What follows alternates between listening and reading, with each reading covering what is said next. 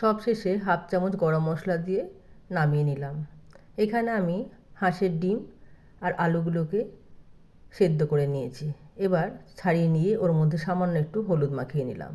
কড়াইয়ে 3 চামচ মতো সর্ষের তেল গরম করে ডিমগুলোকে দিয়ে দিলাম। ভালো করে নেড়ে চেড়ে লালচে হয়ে এলে আমি তুলে নিলাম। এবার ওই তেলের মধ্যেই দিলাম সেদ্ধ করে রাখা আলুগুলো। হাঁসের ডিম রোজ রোজ খাওয়া হয় না, পোলট্রির ডিমই বেশি খাওয়া হয়, তাই মাঝে মাঝে হলে খেতে ভালোই লাগে। আলুগুলো ভাজা হয়ে গেছে, তুলে নিলাম। ওই তেলের মধ্যে দিলাম 2টো তেজপাতা, কয়েকটা এলাচ, 2টো শুকনো লঙ্কা, একটা বড় সাইজের কেটে রাখা পেঁয়াজ, দিলাম পরিমাণ মতো নুন। এবার ভালো করে ভাজা হয়ে এলে দিয়ে দিলাম 2 চামচ আদা রসুনের পেস্ট, 1 চামচ লঙ্কা গুঁড়ো, হাফ চামচ হলুদ, 1 চামচ চিনি আর একটা বড় সাইজের টমেটো পেস্ট। ভালো করে নেড়ে নিয়ে ওর মধ্যে দিয়ে দিলাম ফুটন্ত জল। ঝোলটা ফুটে এলে আলু আর ডিম সবগুলোই দিয়ে ঢাকা দিয়ে দিলাম।